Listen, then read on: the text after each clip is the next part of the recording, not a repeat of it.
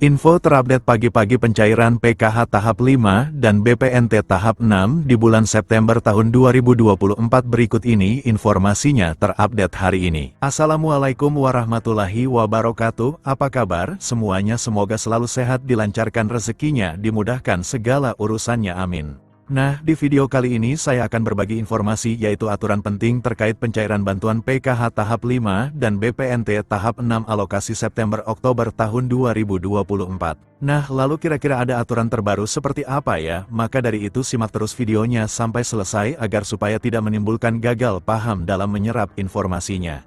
Namun sebelum itu jangan lupa dukungannya untuk channel ini, TV-ku ini dengan cara subscribe dan like jika dirasa bermanfaat dan agar tidak ketinggalan informasi terbaru selanjutnya. Bagi yang subscribe semoga selalu sehat, dilancarkan rezekinya, dimudahkan segala urusannya dan menjadi orang sukses di masa depan, amin.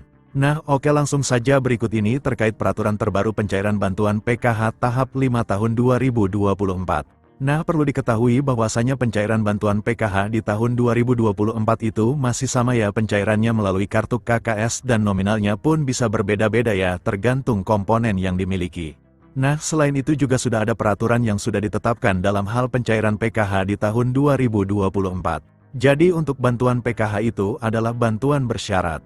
Jadi harus memiliki komponen PKH seperti anak balita, kemudian anak sekolah SD, anak sekolah SMP, anak sekolah SMA. Kemudian penyandang disabilitas berat dan juga komponen PKH lansia, serta komponen ibu hamil.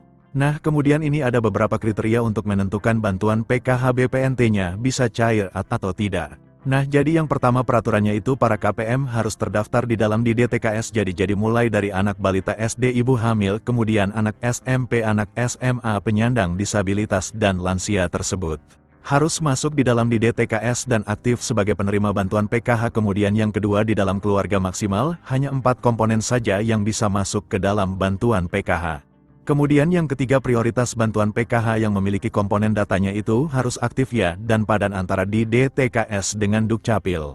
Kemudian peraturan yang kelima, jika kalian terdaftar sebagai penerima bantuan PKH anak sekolah, baik itu SD, SMP maupun SMA, ini datanya harus terdaftar di aplikasi Dapodik sekolah masing-masing dan datanya badan dengan di DTKS, jadi tidak boleh ada perbedaan.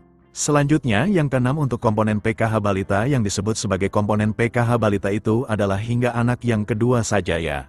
Apabila ada balita ketiga ataupun balita keempat dan seterusnya, maka sudah tidak dapat dibilang penerima bantuan PKH lagi ya, karena dibatasi sampai balita kedua saja. Selanjutnya peraturan ke-8 untuk komponen disabilitas, jadi maksimalnya itu ada 4 orang ya yang bisa menerima bantuan PKH. Kemudian selanjutnya untuk komponen lansia, peraturannya adalah yang dibilang komponen PKH lansia sama seperti penyandang disabilitas, yaitu maksimal 4 orang saja.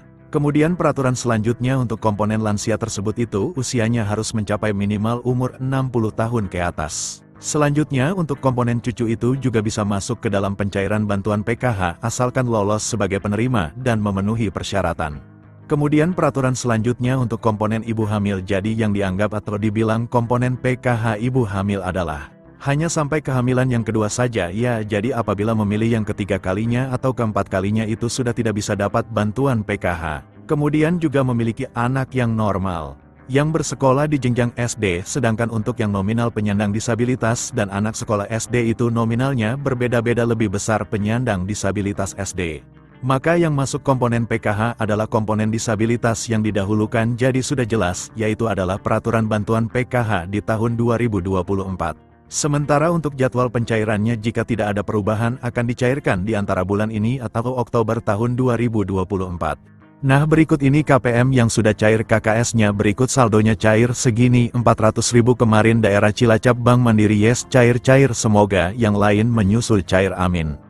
Nah sekian dulu informasi ini, semoga bermanfaat bagi semua. Assalamualaikum warahmatullahi wabarakatuh.